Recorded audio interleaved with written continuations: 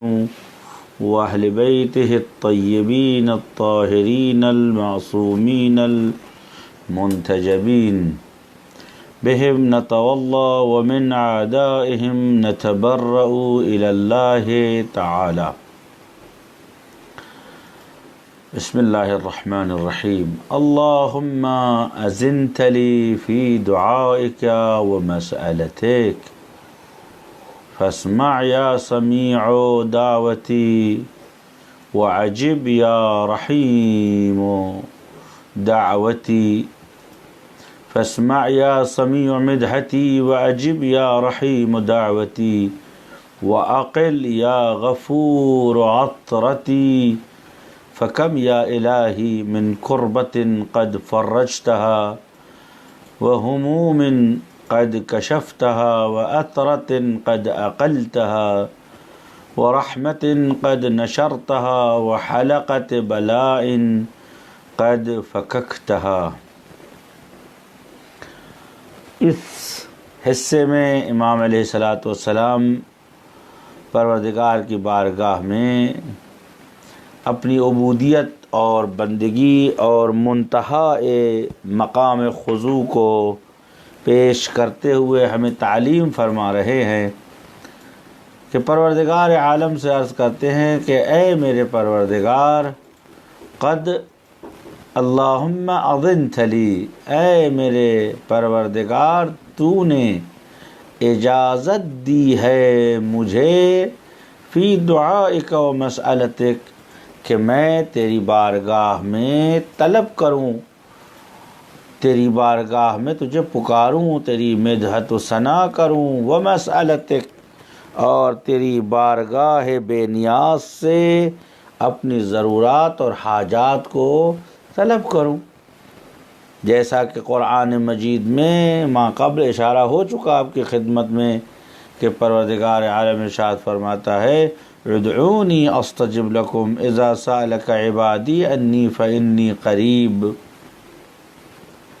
یا یسألہ من فی السماوات و فی الارض من فی السماوات.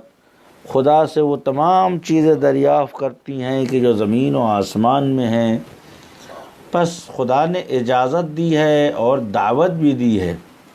فاسمع یا سمیع مدحتی، سن لے اے سننے والے، ہمیشہ سننے والے میری مدحت کو. یہاں کے اوپر لفظ فاسمع استعمال ہوا ہے. اسمع یہ امر کی لفظ ہے، یعنی جب کسی کو حکم دیا جاتا ہے یا کسی کو دستور و آرڈر دیا جاتا ہے تو لفظ امر استعمال کی جاتی ہے. اب ظاہر سی بات ہے کہ یہ ذہن میں سوال ہے کہ ہم پروردگار عالم سے کیسے کہتے ہیں فاسمع، سن لے؟ کیا ایک بندے کو یہ اختیار ہے کہ اپنے پروردگار سے یہ کہے کہ سن لے، امر کی لفظ استعمال کرے یا خدا کو دستور و امر دے؟ اس کی توضیح و بیان و ذالک یہ ہے کہ صیغہ امر حقیقتاً اس کے اصل معنی جو ہیں وہ حکم و دستور کے ہیں، لیکن صیغہ امر کے ساتھ اگر قرینہ ہو، کچھ ایسے لفظ یا ما قبل اور ما بعد کی عبارت میں کچھ ایسا پایا جائے جو اشارہ کرتا ہو کہ بھئی اس معنی میں استعمال نہیں کیا جا رہا جس میں حکم اور قانون و دستور کے عنوان سے امر استعمال ہوتا ہے،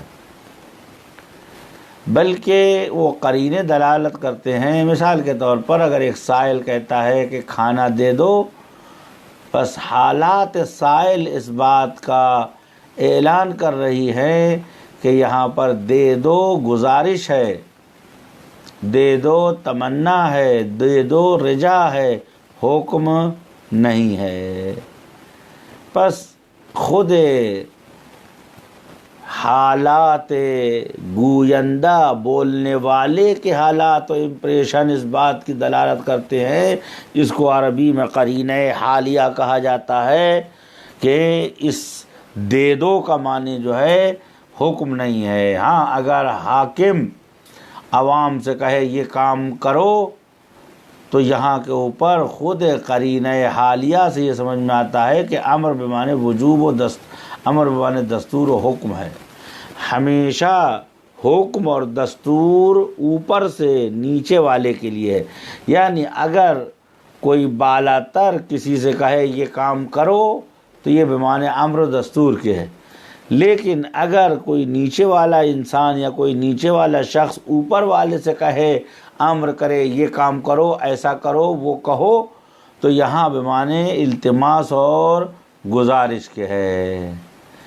بس یہاں پہ جو ہم کہتے ہیں فاسمع یا سمیع دعوتی، سن لے آئے ہمیشہ سننے والی ہماری مدحت کو، مدحتی، تو یہاں پر چونکہ ہم در حال دعا ہیں اور ہمارا ہاتھ آسمان کی جانب اٹھا ہوا ہے، اور ہم دانی و پست اور مخلوق خدا ہیں اور خدا سے سوال کر رہے ہیں، لہذا امر بمعنی دستور نہیں ہے، امر بمعنی حکم نہیں ہے، امر بمعنی آرڈر و قانون نہیں ہے، یہاں اسمع یعنی سن لے بمعنی گزارش ہے۔ لہذا فاسمع یا سمیعو مدحتی، مقام دعا ہے۔ اب دوسری لفظ جو اس دعا کے اندر ہے وہ لفظ سمیع ہے۔ خوب سمیع کے معنی ہوتے ہیں سننے والے کے۔ اب ایک سوال ہمیشہ ذہن میں تیرتا رہتا ہے عام طور سے لوگوں کے کہ خدا سمیع ہے یا خدا بصیر ہے، تو کیا معنی؟ کیا خدا دیکھتا ہے یا خدا سنتا ہے؟ جب اردو میں ترجمہ کیا جاتا ہے تو کہا جاتا ہے کہ ان اللہ سمیع بصیر، اللہ تعالیٰ سننے والا ہے اور دیکھنے والا ہے۔ کیا واقعاً خداوند عالم سمیع و بصیر اسی معنی میں جس معنی میں ہم دیکھنے اور سننے والے ہیں؟ قطعاً نہیں۔ خدا سمیع و بصیر، یسمع لا بالآلہ، یبصر لا بالعیون۔ امیر المومنین علیہ الصلوۃ والسلام نہج البلاغہ میں فرماتے ہیں سنتا ہے لیکن آلے سے نہیں، دیکھتا ہے لیکن آنکھوں سے نہیں۔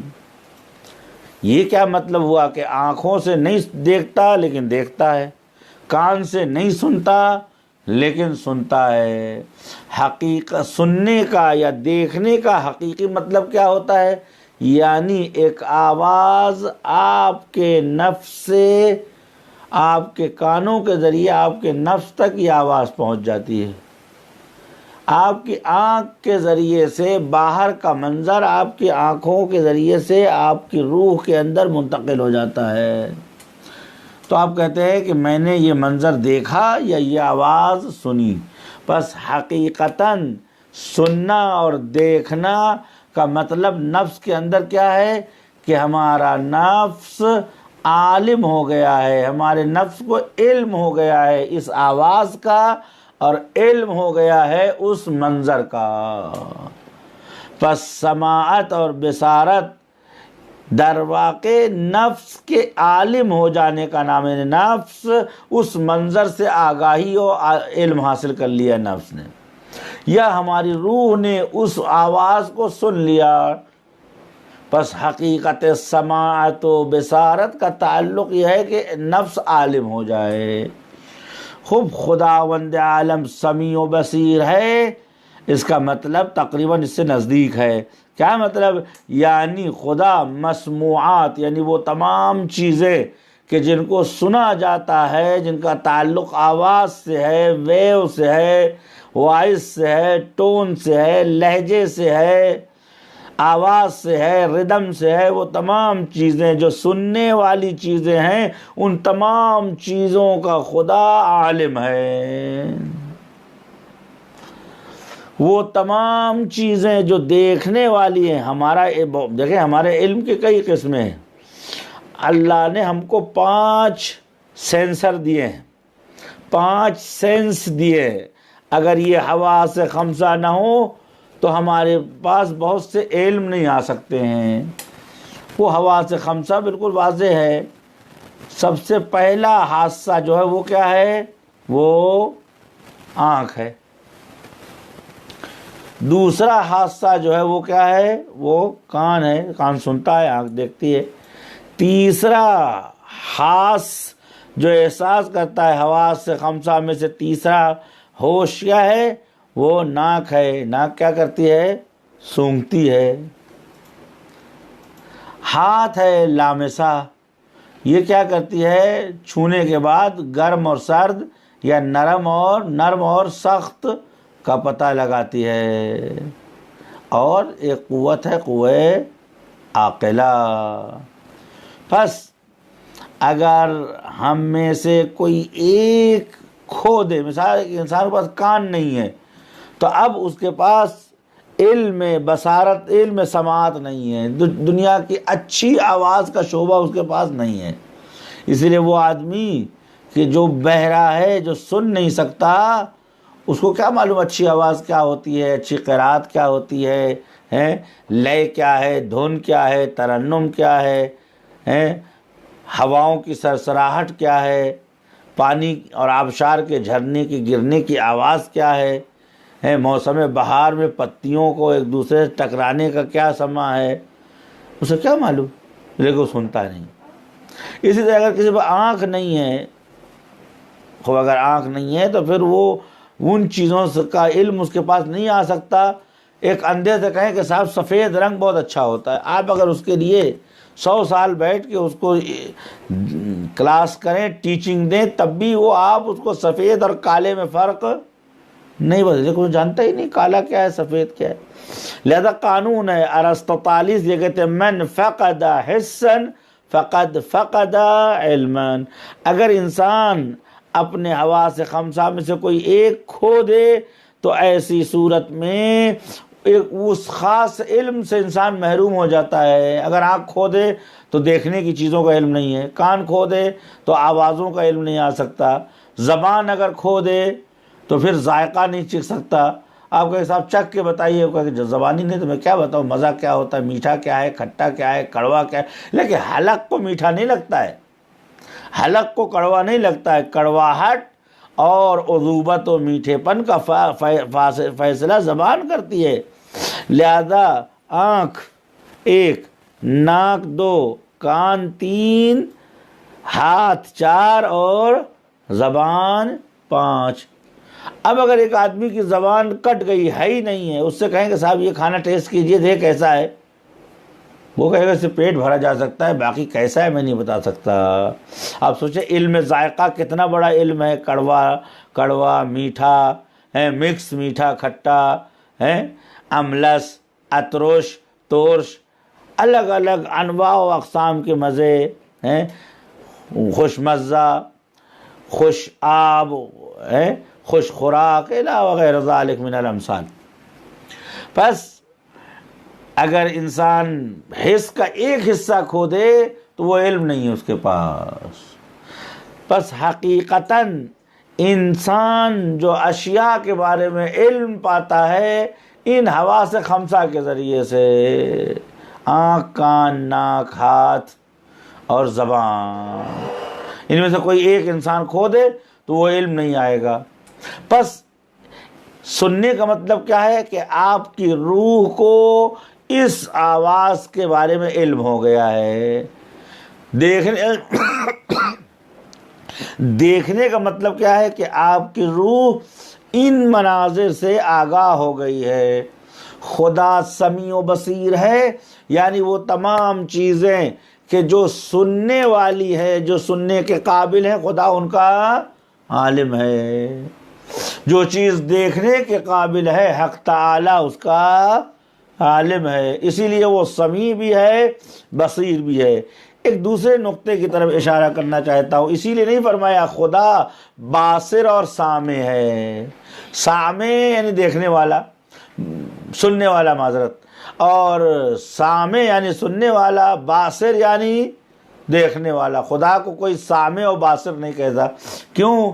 اس لیے کہ انسان جب تک سنتا رہتا ہے تب تک سامع ہے، جب تک دیکھتا رہتا ہے تب تک باصر ہے۔ جیسے ہی آنکھ بند کر لی، ابھی آپ سے کہے بھائی کہ آپ کے پاس آنکھیں ہیں، مثال کے طور پر یہاں کے اوپر چوری ہو گئی، کہیں کے اوپر 2 آدمی تھے، ایک آدمی جاگ رہا تھا، اسے پوچھا آپ نے دیکھا؟ اس نے کہا میں نے دیکھا۔ اس سے تم نے دیکھا؟ اس نے کہا نہیں دیکھا میں نے۔ تو آپ کہیں گے بھیا تمہارے پاس آنکھ ہے اور تم نے نہیں دیکھا.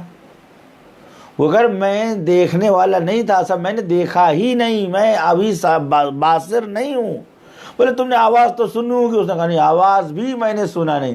یعنی کان ہے لیکن کہہ رہا ہے میں سننے والا نہیں ہوں، آنکھ ہے لیکن میں دیکھنے والا نہیں ہوں. یعنی جب دیکھے گا تو سامع کہلائے، باصر کہلائے گا، اور جب سنے گا تو سامع کہلائے گا. یعنی یہ صفت کس کی ہے؟ یہ مخلوق کی صفت ہے کہ کبھی کچھ اور کبھی کچھ. خدا کو سامع و باصر نہیں کہا جا سکتا. یعنی جب تک سننے کی چیز ہوگی تو آپ سامع ہیں، سننے والی چیز نہیں ہے. آپ نے کہا یہ آواز سنی، آپ نے کہا آواز ہی نہیں آئی تو سنتا کیسے؟ آپ نے کہا قبلہ وہ کلپ آپ نے دیکھی؟ آج کل تو دور ہے اسی کا، قرآن کم دیکھتے ہیں لوگ، احادیث کم دیکھتے ہیں، نہج البلاغہ کم دیکھتے ہیں، انہی کلپوں میں لگے رہتے ہیں. اگر مفید ہے تو طوبیٰ لہم وحسن مآب، اگر دین کی باتیں ہیں، حلال ہے، حرام ہے، علم ہے. لیکن اگر بیٹھ کے انسان جو ہے فلم دیکھتا رہے، بیٹھ کے، بعض لوگ کہتے ہیں صاحب ماہ مبارک رمضان میں کیا کریں، لاک ڈاؤن میں ٹائم کیسے کاٹیں؟ خدا را اپنے وقت کو ضائع نہ کیجیے. اس لیے کہ انسان کو سب سے زیادہ جس کے بارے میں جواب دینا پڑے گا وہ انسان کی عمر ہے. امیر المومنین علیہ السلام فرماتے ہیں کہ یہ سوالات انسان کو اذیت کریں گے کہ ان شباب کا این ابلیتا، جوانی کہاں تم نے پرانی کی، تم نے اپنی جوانی کہاں خرچ کی. وَأَنْ عُمْرِ کا این افنیتا، اپنی زندگی کہاں ختم کی. ان بسم اللہ الرحمن الرحیم والعصر ان الانسان لفی خسر، قسم ہے زمانے کی کہ انسان گھاٹے میں ہے. اب اس سے بڑی قسم نہیں ہو سکتی. یعنی زمانے اور ٹائم کی قسم یہ ہے کہ انسان گھاٹے میں. اللہ یہ کہہ رہا ہے، یعنی جو آپ کا عمر کا وقت جو گزر رہا ہے یہ سب گھاٹے کا سودا ہو رہا ہے. الا الذین آمنوا وعملوا الصالحات، مگر یہ کہ اس وقت میں انہوں نے خدا پہ ایمان و بھروسہ پیدا کیا، وعملوا الصالحات، اور وہ کام کیا جو مفید اور مشروع ہے اور لوگوں کو فائدہ اور خود کو فائدہ پہنچائے. یہ عمل صالح ہے. وتواصوا بالحق وتواصوا بالصبر، عمل کر کے صرف خاموش نہ ہو جائے بلکہ دوسروں کو بھی دعوت دے کہ یہ اچھا ہے یہ کرو، یہ برا ہے یہ نہ کرو. اچھا کام ایسے کرتے ہیں، برے کام سے ایسے بچتے ہیں. ویلے سب گھاٹے میں. خلاصہ اس وقت انسان تو عرض کیا صاحب آپ نے یہ کلپ دیکھی؟ انہوں نے کہا کوئی کلپ ہی نہیں بھیجی آپ نے، دیکھتا میں. یعنی آپ جاگ بھی رہے ہیں، سامع بھی ہیں، باصر بھی ہیں، لیکن چونکہ مسموع اور مبصر نہیں ہے، جس کو دیکھا جائے وہ نہیں ہے، تو آپ کہتے ہیں کہ میں نے نہیں دیکھا، میں نے نہیں سنا. یعنی اگر اشیاء موجود نہ ہوں جن کو دیکھا جائے، جن کو سنا جائے، تو ایسی صورت میں اگر خدا سامع کی لفظ استعمال کیا جائے، باصر کی لفظ استعمال کیا جائے، اس کا مطلب یہ ہے کہ جب سننے والی چیزیں ہوں گی تو خدا سامع ہوگا، جب نہیں ہوں گی تو خدا سامع نہیں ہوگا.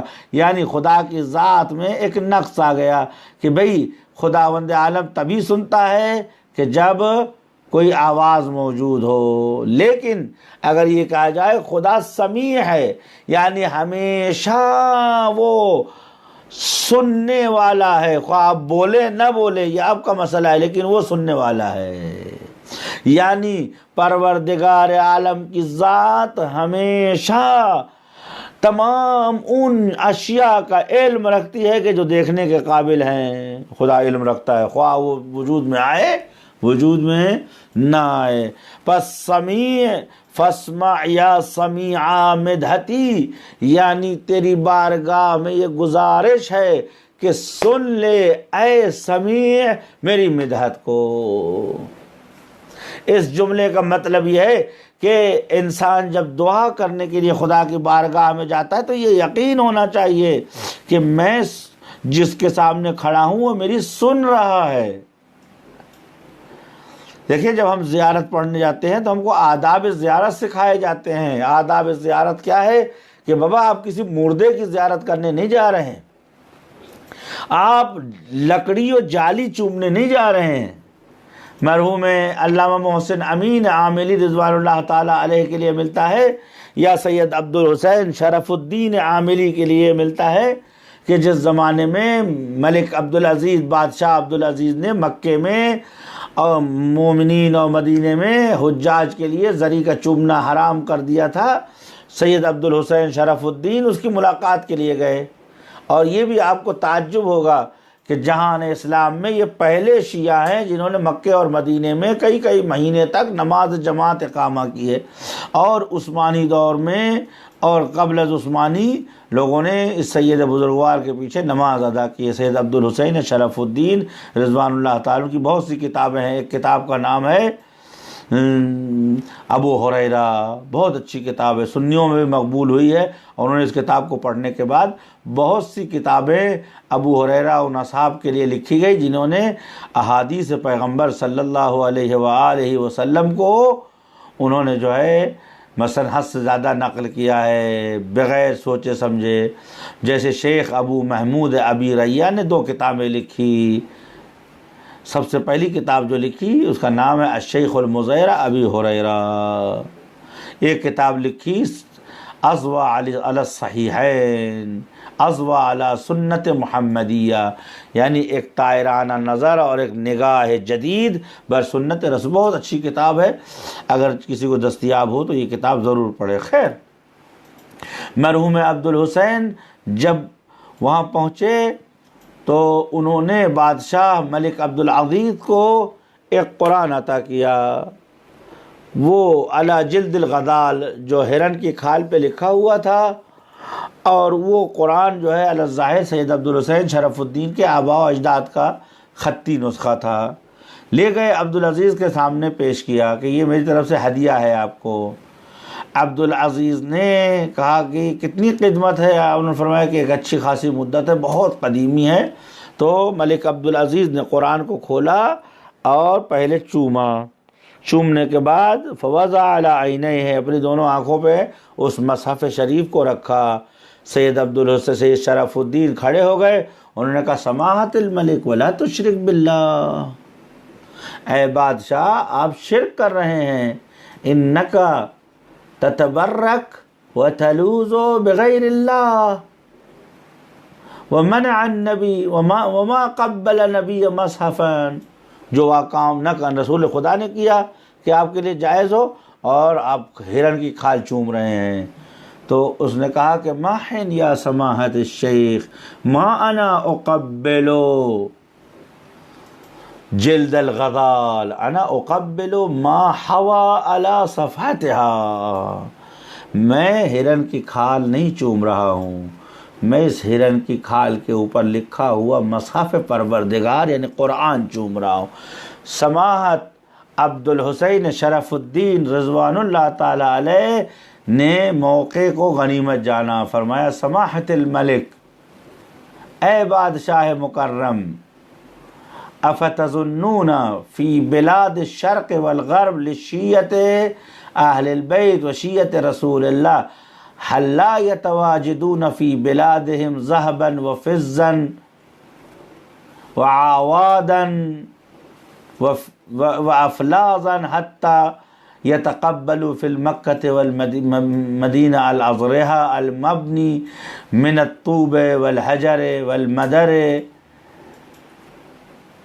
والذهب والفضة۔ کیا آپ سمجھتے ہیں کہ یہ شیعہ دور دور سے آپ کے ملک میں آتے ہیں اور زریحوں کو چومتے ہیں؟ کیا ان کے شہر میں سونا نہیں ہے؟ کیا ان کے شہر میں چاندی نہیں ہے؟ کیا ان کے شہر میں اینٹ اور پتھر نہیں ہے کہ وہ اتنی دور سے یہاں چومنے آتے ہیں؟ بلکہ وہ نہ اس اینٹ کو چومتے ہیں، نہ اس سونے کو چومتے ہیں، نہ اس فضہ و ذہب کو چومتے ہیں، اور نہ ہی ان کانیات و معدنیات کو چومتے ہیں، ان مائنز کو نہیں چومتے۔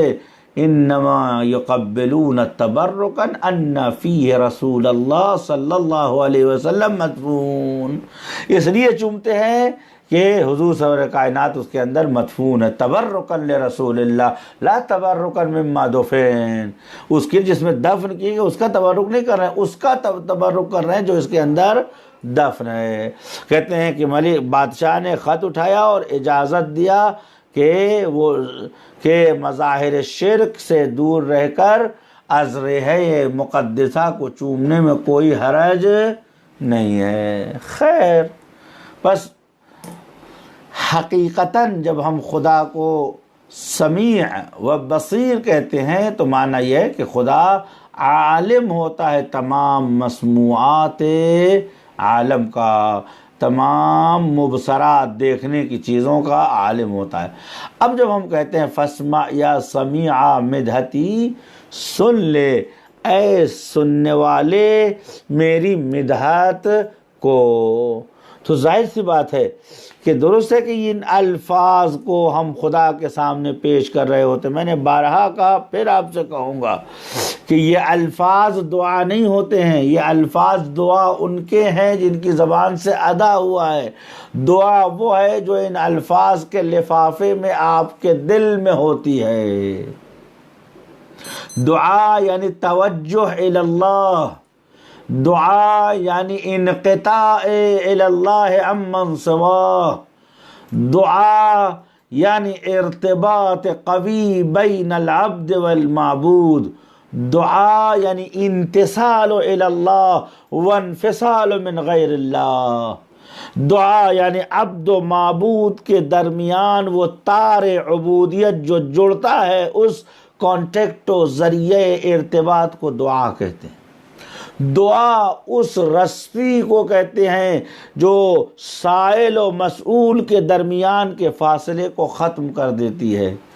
حقیقتاً دعا کا تعلق قلب انسان سے ہے کہ قلب اگر منکسر ہے، قلب اگر متاثر ہے، قلب اگر متعلم ہے، قلب اگر موجع ہے، یعنی اگر دل میں درد ہے، دل کے اندر تڑپ ہے، دل کے اندر اگر راز و نیاز کرنے اور خدا کی بارگاہ میں گڑ گڑانے کے لیے نرمی پیدا ہوگی تو یہ دعا ہے۔ یقیناً کلام معصوم ہے، اس کا پڑھنا عین ثواب ہے، دیکھنا ثواب ہے، سننا ثواب ہے، لیکن یہ دعا تب دعا ہوگی جب آپ کے اندر کے تأثر خود پیدا ہوں۔ لہذا امام فرماتے ہیں فاسمع یا سمیع مدحتی، سن لے اے سمیع میری مدحت کو۔ کیوں یہ کہتے ہیں سن لے اے سمیع؟ ہم جب کسی کے پاس جاتے ہیں تو اس خیال سے زیارت کرنے جاتے ہیں، آداب زیارت میں عرض کر رہا تھا وہ یہ ہے کہ جب ہم معصوم کی بارگاہ میں جاتے ہیں تو جا کے کھڑے ہوتے ہیں، کیا کہتے ہیں؟ کہتے ہیں اللہم ان ھذا باب من ابواب بیوت نبی، یہ کہ پالنے والے جہاں میں کھڑا ہوں تیرے نبی کے گھر کے دروازوں میں سے ایک دروازہ یہ بھی ہے، یعنی رسول خدا صلی اللہ علیہ وآلہ وسلم کے دروازے پہ میں کھڑا ہوں۔ اور وقد امرتنا، اور تو نے ہمیں حکم دیا ہے کہ اللہ تدخل البیوت، تم ہرگز رسول کے گھر میں داخل نہ ہو الا یؤذن لکم، مگر یہ کہ تمہیں اجازت نہ دے دی جائے۔ پس دروازہ در رسول ہے، پہلی بات۔ دوسری یہ ہے کہ بدون اجازت داخل نہ ہو۔ اب جب اجازت مانگ کس سے رہے ہیں آپ؟ یہ دروازے میں تو کوئی نہیں ہے۔ فرمایا کہ آپ یہ فرمائیں، یہ کہیں ادخل یا اللہ، پالنے والے یہ تیرے نبی کا گھر ہے، تو اجازت دے گا تو یہ اجازت دیں گے۔ پالنے والے کیا میں اندر آ جاؤں؟ ادخلو یا رسول اللہ، اے اللہ کے نبی آپ اجازت دیجئے، آپ کا گھر ہے، آپ کے بیٹے گھر ہے، آپ کا گھر ہے۔ ادخلو یا امیر المؤمنین، یا امیر المؤمنین یہ آپ کا گھر ہے، کیا میں اندر آ جاؤں؟ اس کے بعد یا ادخلو یا خلفائی و موالی و ساداتی، میرے آقا میرے مولا آپ حضرات اجازت دیجئے۔ اس کے بعد کیوں، کس لیے آؤں؟ فادعو اللہ بفنون الدعوات واعترف للہ بالعبودیہ، میں حرم میں آ کر کار دنیا میں مشغول ہونے کے لیے نہیں آیا ہوں۔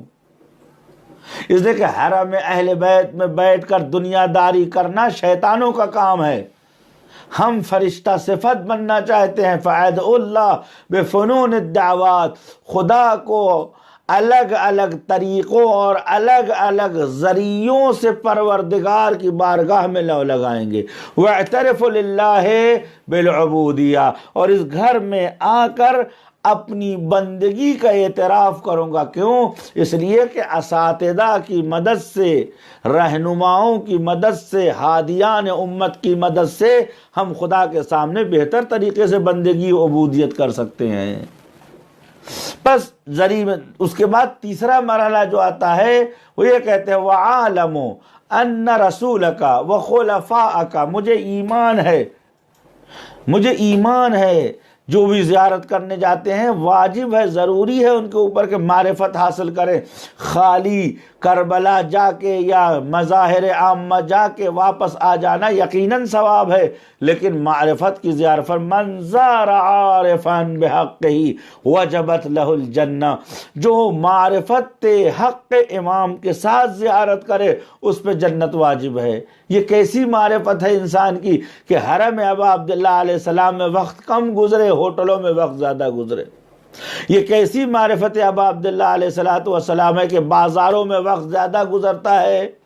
یہ کیسی معرفت ابا عبداللہ الحسین علیہ السلام ہے کہ بجائے یہ کہ ہماری تلاوت قرآن قضا نہ ہو، ہماری نماز قضا نہ ہو، زیارت عاشورہ قضا نہ ہو، زیارت جامعہ قضا نہ ہو، زیارت ناحیہ قضا نہ ہو، عشق، گریہ، آہ، درد، تعلق، وسیلہ، راز و نیاز میں کمی نہ ہو، اس کے بجائے ہم آرام کرتے ہیں، سوتے ہیں، خوراک پر بحث ہے، پوشاک پر بحث ہے، سستے بازاروں کی کیجئے، لیکن جو اصل مقصد ہے وہ لقائے محبوب ہے، وہ وصول الی ابا عبداللہ علیہ السلام ہے۔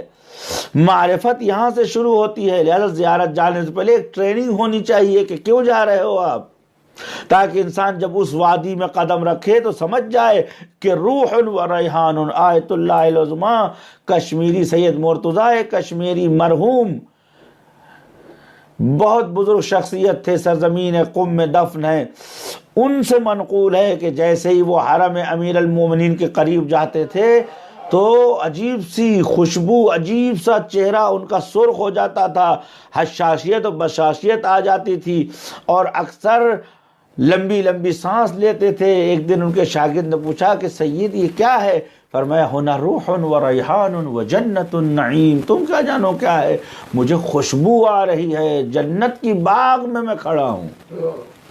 بس حرم اہل بیت قط روضۃ من ریاض الجنہ، معرفت کا درس یہاں سے شروع ہوتا ہے کہ آپ جب زیارت کرنے جائیں تو یہاں کھڑے ہو جائیں اور کہیں کہ عالم، مجھے یقین ہے کہ ان رسولک، تیرا نبی صلی اللہ علیہ وآلہ وسلم، وخلفاءہ، اور اس کے جانشین، احیاء عندک یرزقون، وہ زندہ ہیں اور آج بھی تیری بارگاہ میں روزی لے رہے ہیں۔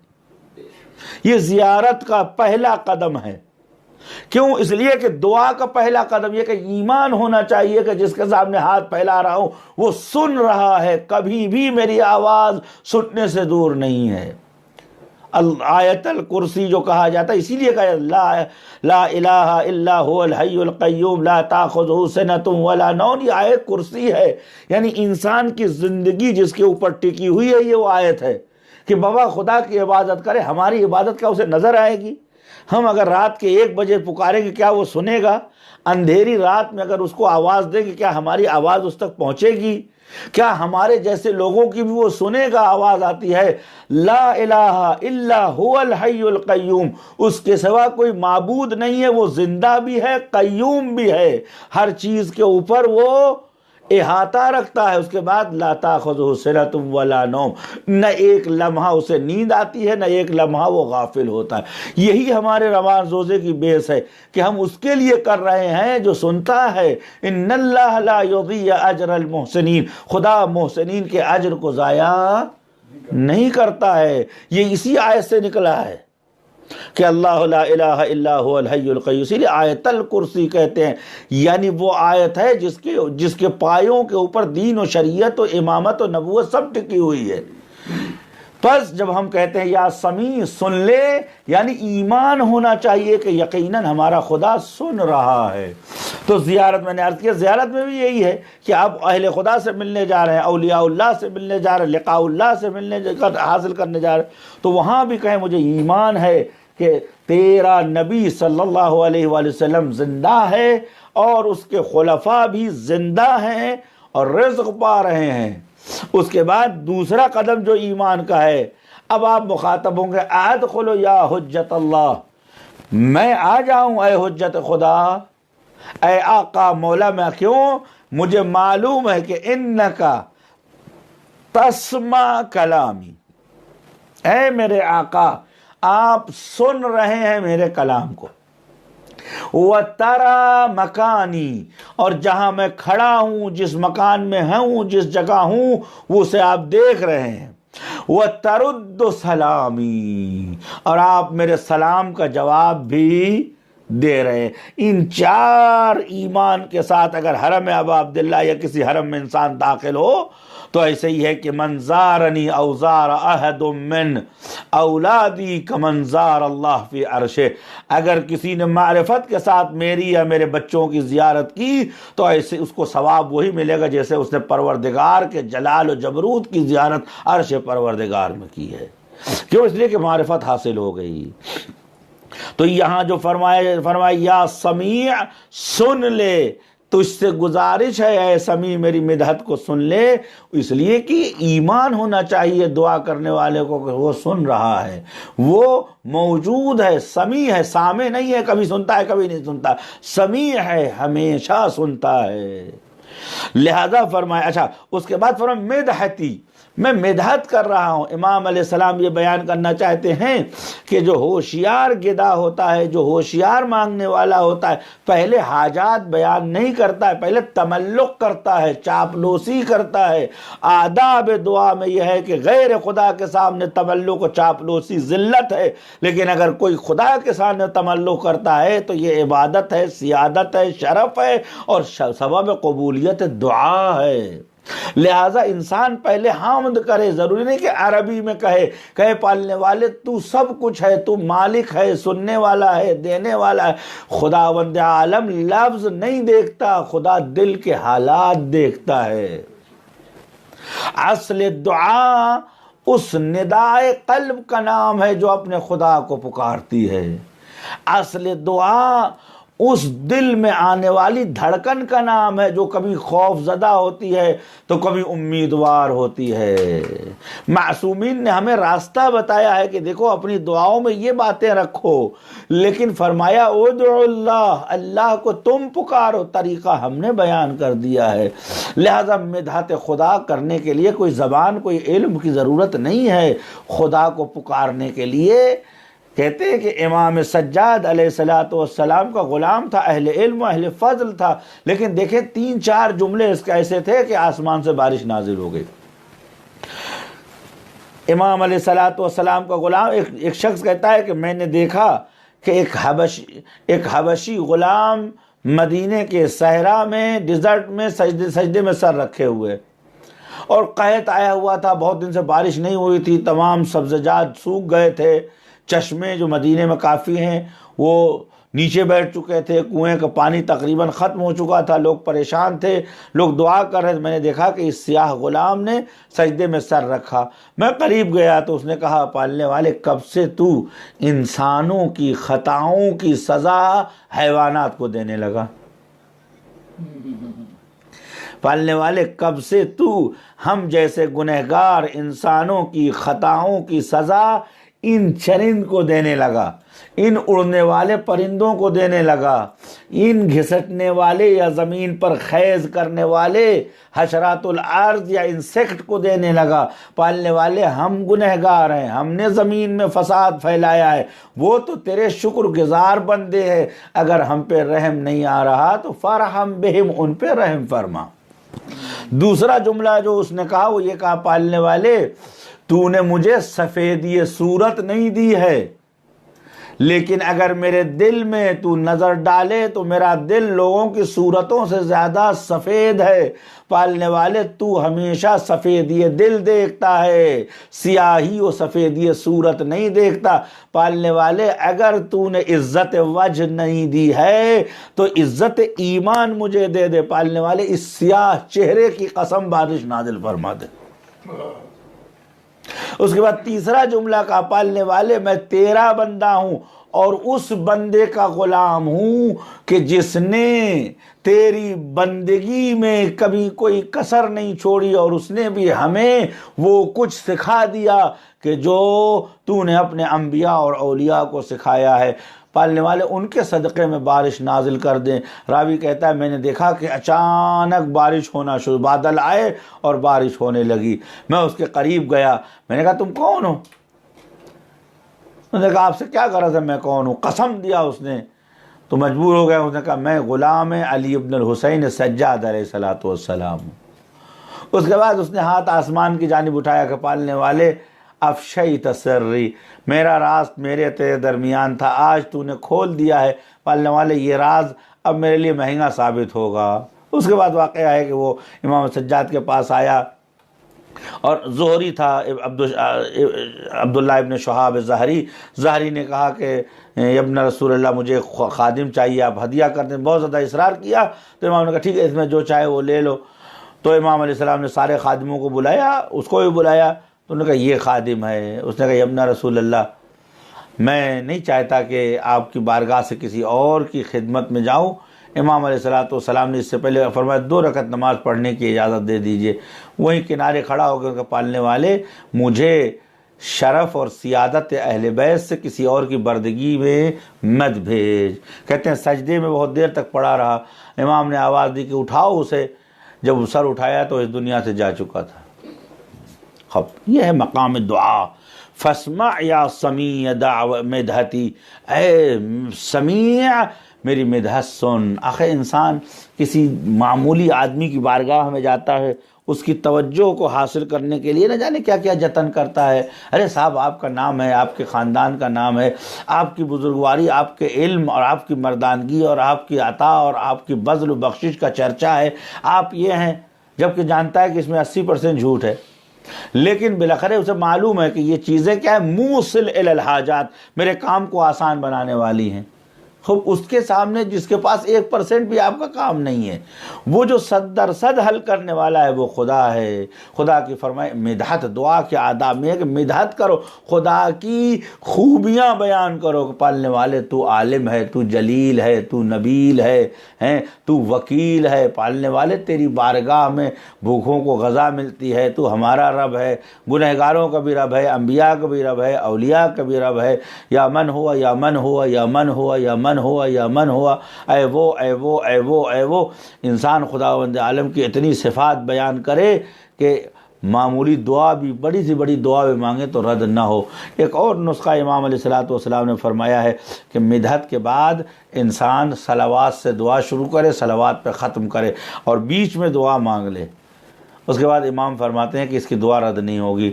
کیوں؟ مولا نے فرمایا کہ یہ محال ہے کہ خدا اول و آخر لے لے اور بیچ کا چھوڑ دے۔ بالاخره جب آپ کہیں گے اللہم صلی علی محمد تو یقیناً خدا اس دعا کو قبول کرتا ہے، کسی سے بھی ہو۔ تو محال ہے کہ خدا وند عالمین اول و آخر کو لے لے اور بیچ کو چھوڑ دے۔ بس فاسمع یا سمیع دعوتی، سن لے اے سمیع میری مدحت کو۔ بس دعا کے اندر مدحت ہونی چاہیے۔ ایک دوسرے نقطے کی طرف توجہ دینی ضروری ہے، وہ یہ ہے کہ انسان جب خداوند عالم کو سمیع سمجھ کر کہ میری بات سن رہا ہے تو ایسی صورت میں انسان کے حواس جمع ہو جائیں گے۔ اگر انسان کو یہ یقین ہے کہ واقعاً اس وقت خدا دیکھ رہا ہے، سن رہا ہے، تو ایسی صورت میں اب انسان ریا نہیں کرے گا، اب انسان مکاری نہیں کرے گا، دکھاوا نہیں کرے گا، اب انسان صرف دعا، اسی لیے کہتے ہیں کہ وَلَا تَقْرَبُوا الصَّلَاةَ وَأَنْتُمْ سُكَارَىٰ، دوسری جگہ کہ وَأَنْتُمْ كُسَالَىٰ، یعنی تم جب نشے کی حالت میں ہو یا تم جب سست ہو، غفلت ہو، ایسی صورت میں پروردگار کی بارگاہ میں جاؤ تو کیا فائدہ؟ نہ، لہذا قرآن کہتا ہے کہ ایسی حالت میں خدا کے سامنے کھڑے ہو کہ حتی تفقہوا ما تقولون، تاکہ تمہیں پتہ چلے تم کیا کہہ رہے ہو خدا کی بارگاہ میں۔ لہذا جب انسان خدا کو سمیع سمجھتا ہے تو اس کو ایمان ہو جاتا ہے کہ خدا تمام ان چیزوں کو جانتا ہے کہ جو مسموع ہے اور سننے کے قابل ہیں، اور میری آواز بھی جو ہے آواز ہے، لہذا مسموع ہے، خدا اس کو سنے گا ضرور۔ اس کے بعد دوسرے جملے میں معصوم علیہ الصلوۃ والسلام ارشاد فرماتے ہیں عجب یا رحیم دعوتی، اے رحیم میری دعوت کا جواب دے۔ دیکھیں اس میں 3 جملے ہیں۔ ایک تو یہ ہے کہ عجب، ظاہر سی بات ہے کہ ہر بندے کی دعا کی آخری خواہش و حاجت یہ ہوتی ہے کہ اس کو جواب دیا جائے، اس کی دعا کو استجابت ملے۔ کوئی بھی ایسا بندہ دنیا میں نہیں ہے جو دعا کرنے کے بعد استجابت کو پروردگار عالم کے سے نہ مانگے۔ اولاً خداوند عالم نے ہمیں یہ درس دیا ہے، قرآن میں تقریباً 95 بار خداوند عالم نے لفظ سمیع استعمال کیا ہے۔ قرآن میں کم سے کم 95 بار قرآن میں لفظ سمیع یاد کیا ہے۔ حضرت زکریا سلام اللہ علیہ نے اپنے بچے کے لیے دعا مانگی، فرماتے ہیں کہ دعا کرتے کرتے اچانک ایک حال خوش حضرت زکریا پہ طاری ہوا، ہونا لکھا، اور اسی وقت آل عمران کی تقریباً 38 نمبر آیت ہے، سورہ مبارک آل عمران کی 38 نمبر آیت، ہنالک دعا زکریا، اور اسی وقت زکریا نے، یعنی محراب میں جب آپ تھے، محو عبادت تھے، ہنالک، اسی وقت آپ نے اپنے خدا کو پکارا، قال رب هب لی من لدنک ذریۃ، پالنے والے مجھے عطا فرما اپنے خزانے سے، اپنی رحمت سے ایک ذریت جو طیبہ ہو، یعنی ایسی ذریت جو خوب و پاک و نیک ہو۔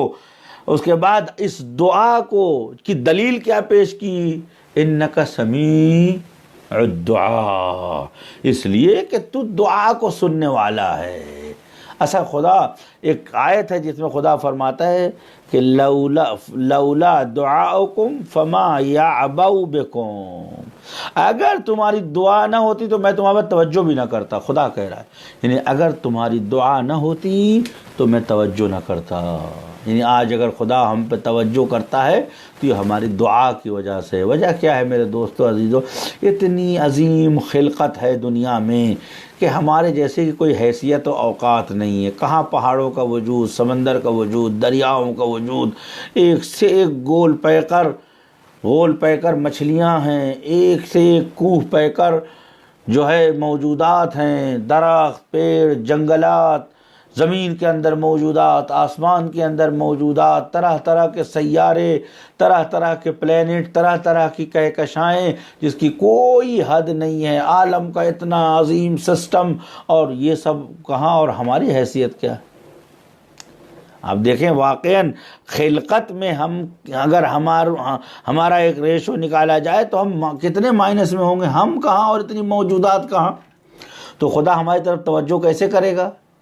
جب اس کو ہم پکاریں گے، جب اس کو اس کے سامنے ہم گڑ گڑائیں گے، جب اس کے سامنے ہم دست سوال پھیلائیں گے۔ اسی لیے فرمایا کہ فما لولا دعاؤکم، اگر تمہاری دعا نہ ہوتی، فما یعبؤ بکم، خدا تمہاری جانب توجہ بھی نہ کرتا۔ پس اس کا مطلب یہ ہے کہ دعا ہے کہ جو پروردگار عالم کی توجہات کو ہم سے مرکوز کرتی ہے، بس دعا سے انسان کو مانوس ہونا چاہیے۔ اسی لیے حضرت زکریا نے فرمایا انک سمیع الدعاء، تو سننے والا ہے۔ حضرت ابراہیم علیہ السلام اپنے خدا سے کچھ اس انداز میں راز و نیاز کرتے ہیں، کہتے ہیں سورہ مبارک ابراہیم میں 39 نمبر آیت میں عرض فرماتے ہیں الحمدللہ الذی وہب لی علی الکبر اسماعیل، اس خدا کی تعریف جس نے ہبہ کیا، اس لیے کہ ہبہ میں شرائط آخذ نہیں دیکھی جاتی، لینے والے کی شرائط نہیں دیکھی جاتی۔ ہبہ اور دعا میں ہمیشہ دینے والا اپنے انداز سے دیتا ہے، لینے والے یا مانگنے والے کی حالات و شرائط۔ فرض کر ایک آدمی جھوپڑے میں رہتا ہے، آپ جا کے اسے ایک 10 لاکھ کی کار دے دے کہ صاحب میری طرف سے ہدیہ ہے، وہ کہے گا صاحب میرے کس کام کی؟ آپ کہیں گے میں نے تمہیں نہیں دیکھ کے نہیں دیا ہے، میں نے اپنی عطا کے اعتبار سے دیا ہے۔ لہٰذا ہبہ یا دعا میں جو کچھ دیا جاتا ہے وہ دینے والے کی حیثیت اور دینے والے کے منصب اور اس کی عظمت اور اس کے فضل کے مطابق۔ لہذا حضرت ابراہیم فرماتے ہیں پالنے والے میں تو 90 سال کا ہو چکا تھا، 95 سال کا ہو چکا تھا، میں مایوس ہو چکا تھا کہ میرے اب کہاں اولاد ہوگی۔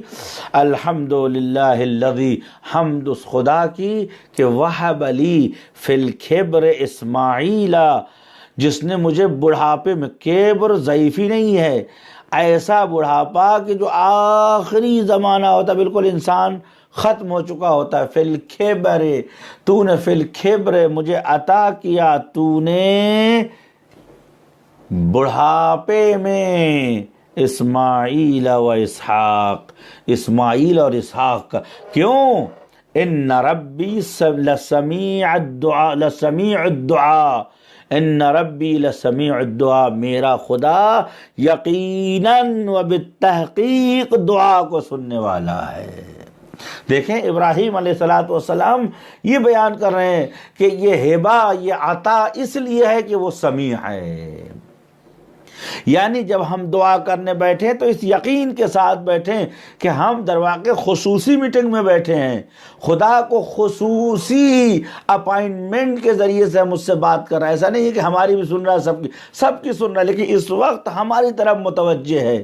لہٰذا الہی و سیدی و ربی و مولائی کی لفظ، میرا خدا، میرا مالک، میرے خالق، میرے آقا، میرے آقا، یعنی اس وقت ہوگا تو پورے عالم کا آقا، لیکن مجھے اس سے غرض نہیں، اس وقت تو میرا آقا ہے، اس وقت تو میرا آقا ہے۔ حتیٰ میرے اور تیرے درمیان میں اپنے وجود کو بھی برداشت کرنے کے لیے تیار نہیں ہوں۔ لہذا حضرت امیر علیہ السلام فرماتے ہیں الہی انا بینی و بینک انی یزاحمنی، خدا میرے اور تیرے درمیان ایک میں یا میرا نام کی لفظ ہے جو اذیت کر رہی ہے۔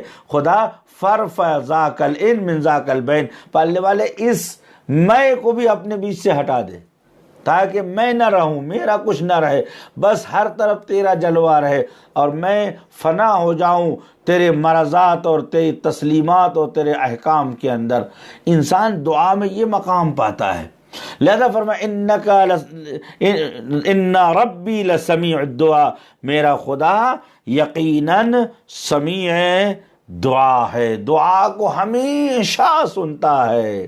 اس آیت کو ہم لے کر پوری دنیا کے مقابلے میں کھڑے ہو سکتے ہیں کہ ان ربی لسمیع الدعاء، میرا خدا دعا سنتا ہے۔ مجھے کس بات کی پرواہ ہے، مجھے کس بات کی ڈر ہے؟ میں اس دعا سے قضائے حتمی کو بھی ٹال سکتا ہوں۔ امام محمد باقر علیہ السلام فرماتے ہیں کہ قضائے خدا کا قانون یہ ہے، اذا جاء اجلہم، جب ان کی موت آ جاتی ہے، لا یستقدمون ساعتا ولا هم یستاخرون، نہ ایک لمحہ آگے نہ ایک لمحہ پیچھے، موت آ جائے تو مرنا ہی مرنا ہے۔ پر امام محمد باقر علیہ السلام فرماتے ہیں ان الدعاء یرد قضاء الحتمی التی قد ابرما، حتیٰ وہ ارادہ و فیصلہ الہی جس کے اوپر ڈیسیزن ہو چکا ہے، مہر لگ چکی ہے کہ صاحب اب یہ ہونا ہے، امام فرماتے ہیں دعا سے وہ بھی ٹل سکتا ہے۔ بعض لوگ سوال کرتے ہیں کہ جب پہلے ہی سے قسمت معین ہے تو دعا کا کیا فائدہ؟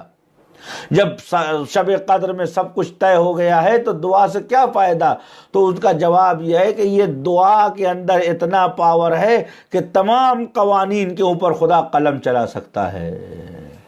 لہذا دعا میں اتنی طاقت ہے کہ انسان خدا بندے، مگر آپ اپنی دعا میں طاقت دیکھنا ہے ہماری کیا اوقات ہے، لیکن جب ہم سچی یاد سے ہاتھ آسمان کی جانب بڑھا دیتے ہیں، پالنے والے بارش نازل کر دے تو اچانک کالے کالے بادل چاروں طرف سے چھا جاتے ہیں اور بڑی گھنگھور گھٹائیں چھا جاتی ہیں، اس کے بعد ان کالے بادلوں کے سینے سے پانی نچڑ نچڑ کے گرنے لگتا ہے، تب انسان تعجب کرتا ہے میری کیا حیثیت ہے کہ میرے ہاتھ اٹھانے سے بادلوں کو جمع کیا، بادلوں کے اوپر دوبارہ ایکسٹرا فورس کیا، ایکسٹرا فورس کرنے کے بعد ان بادلوں کو نچوڑنا شروع کیا، اور وہ بادل زمین پر پانی برسا رہے، کیوں؟ صرف اس لیے کہ مجھ جیسے حقیر بندے نے ہاتھ اٹھا دیا ہے۔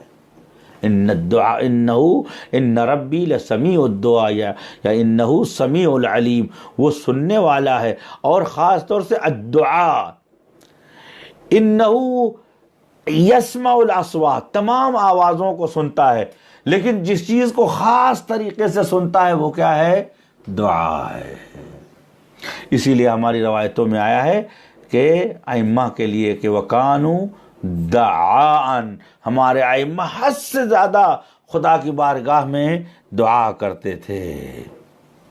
دائی اور دعا کرنے والے کی خواہش یہ ہوتی ہے کہ اس کی دعا کو رد نہ کیا جائے، اس کی دعا کو ٹالا نہ جائے، لہذا انسان خدا کی بارگاہ میں اپنی دعاؤں کے قبولیت کے وسیلے تلاشتا ہے۔ کیا فرمایا؟ عجب یا رحیم الدعوتی، میری دعا کو قبول کر لے اے رحیم۔ میں نے کل آپ سے عرض کیا تھا کہ رحمان اور رحیم کے لفظ میں کچھ خصوصیتیں ہیں۔ الرحمن بر وزن فعلان، رحیم بر وزن فعیل۔ رحمان جو کہ اضافہ ہے مفعول کے اوپر، فاعل کے اوپر، اور بمعنی مبالغہ ہے، لہذا فعلان یعنی جو کثرت سے کسی کام کو انجام دیتا ہو۔ رحمان یعنی وہ کہ جس کی رحمت میں مزید سے مزید اضافہ ہو۔ خوب اگر خدا کی رحمت میں کثرت ہو، مزید اضافہ ہو، تو کیا مطلب ہے؟ یعنی خداوند عالم کی رحمت بہت زیادہ ہے۔ خوب اس بہت زیادہ کا ترجمہ کیسے کیا جائے؟ علماء کہتے ہیں رحمان کے یہ معنی ہوئے کہ خداوند عالم کی رحمت یشمل الجمیع، سب کو شامل ہے، المؤمن والکافر، الفاسق والفاجر۔ خدا کی رحمت شامل حال ہے تمام موجودات سے، چاہے وہ مومن ہو، فاسق ہو، فاجر ہو۔ لہذا دعاؤں میں ہے کہ یا الہ المذنبین، اگر تو اواب حلیم ابراہیم سلام اللہ علیہ کا مالک ہے تو ہم جیسے مجرموں کا بھی تو مالک ہے۔ پالنے والے اگر تو ان کی سنتا ہے تو تجھے ہماری بھی سننا پڑے گا، اس لیے نہیں کہ ہم کچھ ہیں، اس لیے کہ تو سب کچھ ہے، اس لیے نہیں کہ ہماری کوئی حیثیت و اوقات ہے، اس لیے کہ اے پالنے والے کتب علی نفسہ الرحمہ، تو نے اپنے وجود پر رحمت لکھ لیا ہے، یعنی تو نے اپنا شیوا بنا لیا ہے کہ رحمت تیرے لیے زینت ہے، رحمت تیرے لیے عزت و شرف ہے، لہذا تو رحمت کرتا ہے۔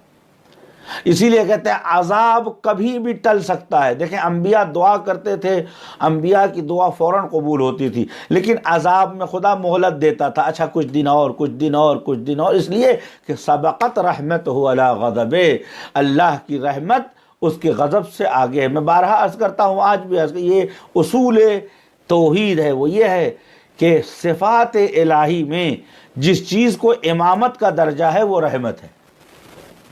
یعنی اگر خدا کی 1000 صفتیں ابھی تک ہمارے سامنے کشف ہوئی ہیں، وہ بھی اہل بیت کے صدقے سے، اگر اہل بیت نہ ہوتے تو ہمیں معلوم بھی نہ ہوتا کہ خدا کو کہ 1000 یا 99 نام ہیں۔ خداوند عالم کے جو 1000 یا 99 یا اور کروڑوں نام ہوں، خدا بہتر جانتا ہے، جو علم ہمیں ملا ہے وہ معصومین سے ملا ہے۔ خدا کی تمام صفتوں کے اندر جس صفت کو امامت حاصل ہے، یعنی وہ صفت جو آگے آگے جس کو لیڈرشپ حاصل ہے، وہ رحمت ہے، رحمانیت ہے۔ لہذا غضب سے پہلے، خلق سے پہلے، انتقام سے پہلے، قہار سے پہلے، جبار سے پہلے، محاسب سے پہلے، معادل سے پہلے، معذب ہونے سے پہلے وہ کیا ہے؟ رحیم ہے۔ لہذا اس کی رحمت ہر جگہ آگے آگے چلتی ہے، لہذا خداوند عالم بخشنے کا بہانہ ڈھونڈتا ہے۔ ماہ مبارک کیا ہے؟ مرحوم سید ابن طاووس نے اب ماہ مبارک رمضان کے چیپٹر میں پہلی یہ حدیث امام محمد باقر اور امام جعفر صادق، وہ بھی اپنے اجداد طاہرین امیر المومنین علی ابن ابی طالب علیہ السلام سے نقل فرماتے ہیں کہ رسول خدا صلی اللہ علیہ وسلم فرماتے ہیں کہ جیسے ہی یہ مہینہ آنے والا ہوتا ہے، پروردگار عالم حکم دیتا ہے کہ زین الجنان، پوری جنت کو زینت سجائے. جس ہمارے یہاں کوئی تہوار آنے والا ہوتا ہے، کوئی تقریب آنے والی ہوتی ہے تو پورے گھر کو سجایا جاتا ہے، حکم ہوتا ہے جنت کو سجاؤ. جنت کو سجانے کے بعد ان سے کہا جاتا ہے کہ حوروں کی صفوں کے اندر ہیرے اور موتیوں کو لٹاؤ. اس کے بعد آواز دی جاتی ہے جنت کے وہ تمام دروازے جو سال بھر بند رہتے ہیں انہیں کھولو. اس کے بعد حکم یہ ہوتا ہے کہ شیطان کو پکڑ کے لا کے باندھ دو. رسول خدا فرماتے ہیں وَالشَّيَاطِينُ فِيهِ مَغْلُولَةٌ، اس مہینے میں شیطان بندھا ہوا ہے، بھونک سکتا ہے کاٹ نہیں سکتا ہے. عرفاء کہتے ہیں شیطان کلب معلم ہے، ایک سکھایا ہوا کتا ہے جو بھونک تو سکتا ہے کاٹ نہیں سکتا ہے. خصوصاً ماہ رمضان میں شاید بھوک بھی نہ سکے، اس لیے کہ تب سوال ہوتا ہے کہ گناہ کیسے ہوتا ہے، شیطان تو ہے نہیں اس مہینے میں. تو قرآن سہارا دیتا ہے کہ یوسوس فی صدور الناس من الجنۃ والناس، انسانوں کے دلوں میں وسوسہ ایجاد کرتے ہیں شیاطین، چاہے وہ جناتوں میں سے ہوں، چاہے وہ ماہ رمضان میں جتنا بھی گناہ ہوتا ہے یہ شیاطین انس کا کام ہے، یہ شیاطین جن کا کام نہیں ہے. جنت کو آراستہ کیا جاتا ہے. اس کے بعد جہنم کے تمام دروازوں کو بند کیا جاتا ہے. روایت کہتی ہے، میری ہمت نہیں کہ میں یہ باتیں کہہ سکوں، حکم ہوتا ہے فرشتوں سے کہ جہنم کی آگ کو بجھا دو، اس لیے کہ ماں اگر جلانا بھی ہے تو بالکل ان کے لیے جو معذب فی القار جہنم ہے، جہنم کی آگ اور لپٹوں کو ٹھنڈا کر دیا جاتا ہے. اس کے بعد آواز دی جاتی ہے، روایتوں میں رسول خدا فرماتے ہیں کہ جنت کے دروازوں خالی بند نہیں کیا، باہر سے تختہ مار دیا جاتا ہے کہ ابھی اسے کھلنا نہیں ہے. اس کے بعد اس جہنم سے ہر روز ان اللہ تعالی یعتق فی کل لیلۃ من شہر رمضان الف الف الف الف مسجون، لاکھوں لوگوں کو ہر شب میں آزاد کیا جاتا ہے. یہ ہے ماہ مبارک رمضان. یہ بہانہ نہیں تو اور کیا ہے، یہ امامت رحیمیت پروردگار نہیں تو اور کیا ہے.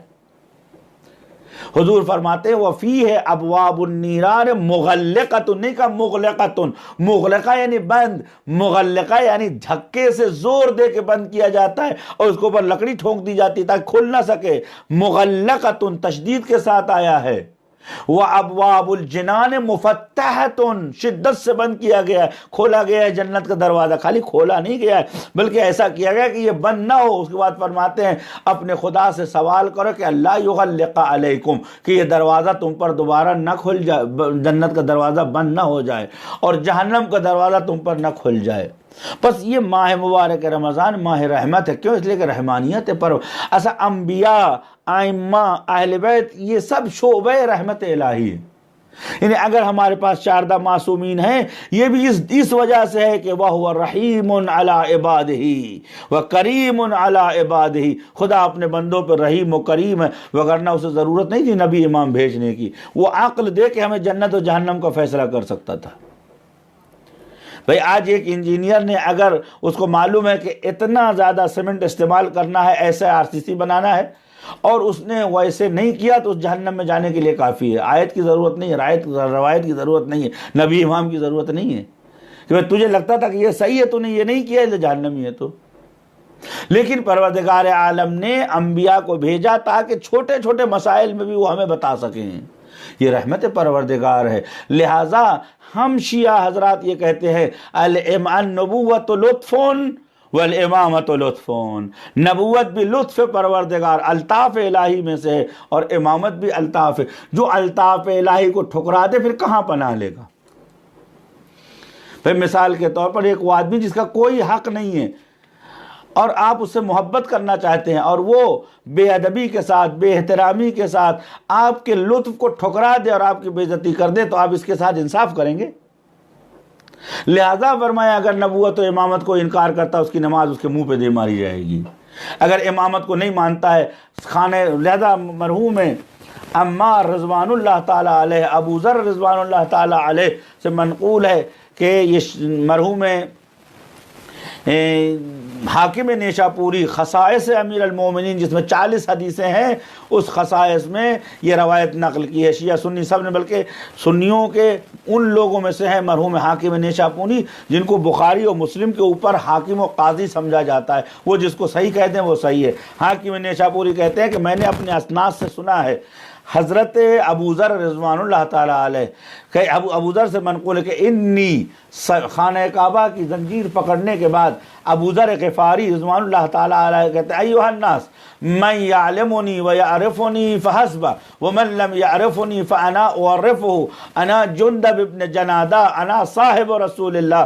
جو مجھے جانتے ہیں جانتے، جو نہیں جانتے میں بتاتا ہوں میں کون ہوں۔ میں جندب، میرا نام جندب ابن جنادہ ہے، میں رسول خدا حضرت محمد مصطفیٰ صلی اللہ علیہ وآلہ وسلم کا صحابی ہوں۔ وانی سمعت بِأُذْنَایَ ہاتین، میں نے ان دو کانوں سے سنا ان حبیبی رسول اللہ صلی اللہ علیہ وآلہ وسلم کہ میرے آقا و مولا نے فرمایا کہ اگر کوئی من صلی حتی سارک الحنائر، اتنی نمازیں پڑھے کہ اس کی کمر کمان جیسے جھک جائے، وَصَامَ ما ساما، اتنا روزہ رکھے کہ اس کا بدن گل جائے حتیٰ کہ اس کے پیٹ اور اس کی پشت میں فرق نظر نہ آئے، وَذَكَرَ حَتَّى زَبِلَ شِفَا، اتنا زیادہ یا اللہ کہے کہ اس کے ہونٹ پھول کر لٹک جائیں، اور سعى ما للہ سعى وطاف للہ ما طافا،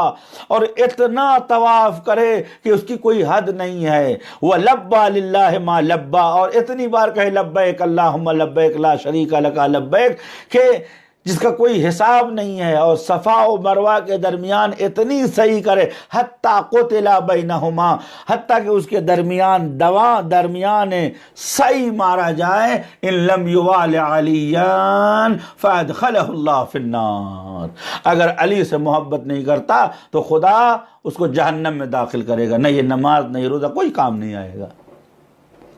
البتہ اس طرف سے بھی ایسا ہے کہ جو علی سے محبت کرتا ہے اس کی نمازیں عبادتیں نہیں چھوٹتی، وہ جھوٹا ہے جو علی سے محبت کرتا ہے کہ نماز نہیں پڑھتا ہے، وہ جھوٹا ہے، وہ اپنے دعوے میں سچا نہیں ہے۔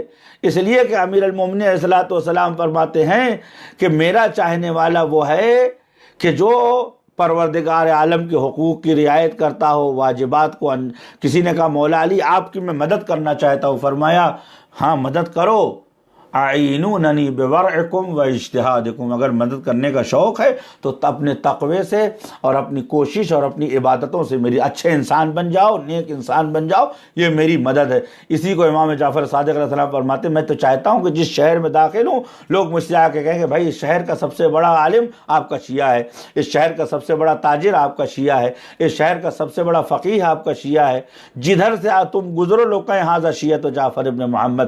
بس خلاصہ مطلب یہ ہے میرے دوستو عزیزوں کہ انسان چاہتا ہے کہ اپنی دعاؤں کو قبولیت کا شرف دے، اور جب ہم کہتے ہیں عجب ہماری دعا کو سن لے اے رحمان، تو رحمت پروردگار عام ہے کافر اور مومن کے لیے اور اسی دنیا میں، لیکن رحیم جو ہے یہ رحیم صفت مشبہ ہے، یعنی خدا کی رحمت ہمیشہ باقی رہنے والی۔ ظاہر سی بات ہے کہ اس دنیا میں خدا کی رحمت کافروں کے ساتھ نہیں ہے، مشرکوں کے ساتھ نہیں ہے، دشمنان اہل بیت کے ساتھ نہیں، تو رحیم کا معنی کیا ہوا؟ یعنی خداوند عالم کی رحمانیت، رحیمیت مخصوص، رحمان سب کے لیے لیکن رحیم صرف اور صرف مومنین کے لیے، دنیا میں بھی رحیم ہے آخرت میں بھی رحیم ہے۔ پالنے والے جب تو دنیا کا ذمہ دار ہے اور آخرت کا ذمہ دار ہے تو چاہے وہ دنیا کی ضرورت ہے تب بھی تیری رحیمیت کی امامت مجھے حاصل ہے، میں تیری رحیمیت کا مامون و مشکور ہوں، اور اگر اس دنیا کے بارے مانگتا ہوں تب بھی تیری رحیمیت جو امام ہے میرے لیے اس کا میں مشکور ہوں۔ پالنے والے جب تو رحیم ہے اور ہمارے لیے مخصوص ہے تو پالنے والے ہماری دعا کو سن لے۔ یہ اس ہنر و فن کو کہتے ہیں کہ انسان اس انداز میں اپنے پروردگار کی بارگاہ میں طلب کرے کہ اللہ تعالیٰ انسان کی دعا کو رد نہ کرے اور انسان کی دعا کو قبول کر لے۔ اور ایک آخری بات آج کے سلسلے میں جو عرض کرنی ہے وہ یہ عرض کرنی ہے کہ پروردگار عالم سورہ مبارک احزاب میں ارشاد فرماتا ہے هو الذی یصلی علیکم ملائکتہ، یہ وہی خدا ہے کہ تمہارے اوپر درود بھیجتے ہیں اس کی حکم سے فرشتے، لِيُخْرِجُكُم مِّنَ الظُّلُمَاتِ إِلَى النُّورِ، تاکہ تمہیں اندھیرے سے نکال کر نور تک لے آئیں۔ اور آخری جملہ یہی ہماری زندگی کا سرمایہ ہے ہمارے، وَكَانَ بِالْمُؤْمِنِينَ رَحِيمٌ، اور خدا مومنین کے لیے ہمیشہ رحیم۔ یہ کانا کی لفظ یعنی ہمیں جیسے ابلیس کے لیے کہا کہ ابا واستکبر، کیوں اس نے انکار کیا؟ کان من الکافرین، اس کے دل میں کفر تھا، اوپر سے ایمان ظاہر۔ کانے نے حقیقتاً یہ ہر زمانے میں منکر خدا تھا۔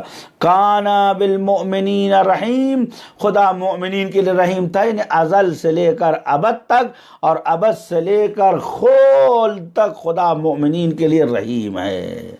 بس جب ایسا سفرہ و دسترخوان بچھا ہوا ہے تو کیا ہمارا حق نہیں ہے کہ ہم اس دسترخوان پہ بیٹھیں اور اپنے پروردگار کو پکاریں کہ پالنے والے ماہ ماہ رحمت ہے، ساعت ساعت رحمت ہے، ساعت مغفرت ہے۔ کتنی بری بات ہے کہ سارے راستے ہمارے لیے موجود ہیں، اس کے باوجود قیامت کے دن ہم فیلیئرز میں اگر کھڑے ہوں تو ہم شرم سے مر جائیں گے۔ آواز آئے گی کہ میں نے تمہیں شیعہ خاندان میں نہیں پیدا کیا، میں نے تمہارے لیے 1,24,000 انبیاء نہیں بھیجے، میں نے تمہارے لیے اہل بیت طاہرین و شہداء کربلا و خاندان و سادات کرام کو نہیں بھیجا، میں نے تمہارے لیے صحابہ مقدس و مومن نہیں بھیجا، میں نے تمہارے لیے مجالس کا اہتمام نہیں کیا، میں نے تمہارے لیے ماہ رمضان کا انتظام نہیں کیا، میں نے تمہیں ایک پاک ماں باپ نہیں دیا، میں نے تمہیں ایک پاک مذہب نہیں دیا، میں نے ہر لمحے تمہیں ٹہوکا نہیں دیا، تمہارے نفس کے اندر ہر لمحے یہ آواز نہیں آتی رہی کہ صحیح کیا ہے غلط کیا ہے؟ اب تم کس منہ سے میرے سامنے آئے ہو؟ ان لوگوں کے ساتھ کھڑے ہو کہ جو میری رحمت سے دور ہیں، میری بخشش سے دور ہیں۔ بتائیے اس وقت ہمارا کیا حال ہوگا؟ اسی لیے فرمایا پالنے والے اللہم لا تخزنی یوم المیعاد، پالنے والے روز قیامت ہمیں رسوا نہ کرنا، بحق محمد و آل محمد، قیامت کے دن شفاعت آل محمد نصیب فرما۔ پالنے والے ہمارا اعمال ایسا بنا دے کہ آل محمد کے لیے ہم قیامت میں سرخروئی و سربلندی کا ذریعہ بنے۔ بحق محمد و آل محمد دنیا و آخرت میں ہمیں اہل بیت سے لحظہ و آن دور مت فرما، اپنی رحیمیت اور اپنی رحمانیت کی بنیاد پر ہماری دنیا و آخرت میں جو ہمارے لیے بہتر ہے وہ انجام دے۔